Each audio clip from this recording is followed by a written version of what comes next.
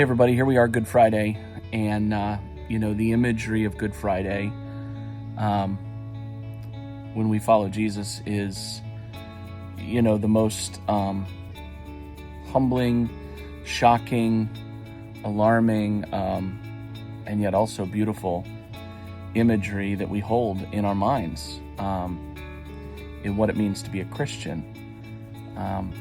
We could think about the stable and the manger, and those are pretty scenes, but it's the cross on Golgotha. It's the three crosses together. It's the imagery of Jesus being whipped with the cat of nine tails, the crown of thorns upon his head, the robe around his back, his body tattered, right? And one of the visuals that always stands out in my mind on Good Friday is Jesus carrying the cross down the streets, out in public, for the very people, offering salvation to the very people that would mock him and chastise him. And there's that imagery right there in what we're reading today in John chapter 19. John's kind of summary of the crucifixion moment, where it just talks about Jesus carrying his own cross. And John doesn't record it in his gospel, but Matthew does in chapter 16. Mark does in, I think, 8 or 9, and Luke in 8 or 9. And it's this teaching Jesus gives long before he's crucified. And he says, if we're going to follow him, that we're going to have to carry our cross. And he gives us this idea of denying ourselves. We have to deny ourselves and carry our cross. And I know in Luke chapter 9, the Greek word used there is eronemai. And it's the literal translation of eronemai is not so much denying myself, but it's refuse to follow. So it's this idea of myself, instead of deny, gives it this idea of refuse to follow myself. And I'm immediately then drawn to another image of the crucifixion, which is Jesus in the Garden of Gethsemane praying. He's praying, Father, not my will, but your will be done. And the pressure of the cross, the reality of this moment is causing him to sweat blood. And yet he doesn't follow himself, he follows the Lord. And he says all throughout his life, I only do what the Father's told me to do. I only say what the Father tells me to say, that we are one. There's this unity with the Father the entire time. And he speaks about glory, right? Now's the moment for the glory of the Son, the glory of the Father.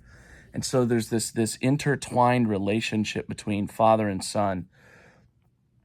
And in the Garden of Gethsemane, it kind of peaks. And he says, he behaves from that point forward without hesitation. He carries his cross. He denies himself. He refuses to follow his own desires. And his own desire in the Garden of Gethsemane is clear. Father, if there's any other way, let this cup pass from me. If there's any other way for salvation, for redemption, can we take that path instead of this one? But ultimately he says, but it's not my will, it's your will. I'm not going to follow myself and my own inclinations. And the truth is, in our culture today, that is the ethic of our society.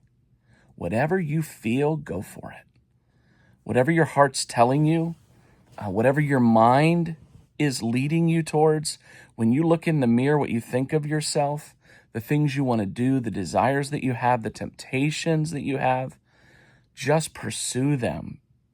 Because how can anybody tell you those things are wrong? And yet the essence of what it means to follow Jesus is Jesus telling us, if you're going to follow him, then we're going to have to refuse to follow ourselves, our own best ideas, our own opinions, our own confusion, our own doubts, our own questions. We can't trust those things. And ultimately, even some of the things that we desire and long for and dream about, they're actually going to get in the way of our following of Jesus.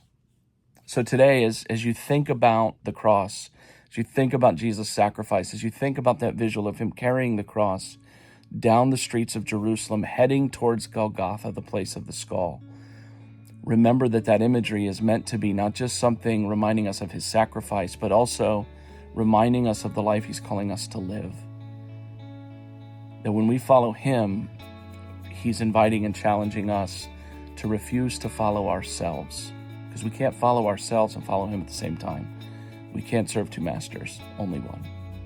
Look forward to being with you tonight, hopefully for Good Friday worship. We have a couple special things planned, and especially to get to share communion together and remember what our Savior did for us. Hope you have an awesome Easter weekend, and that the reality of the significance of Jesus' sacrifice weighs heavy on all of us.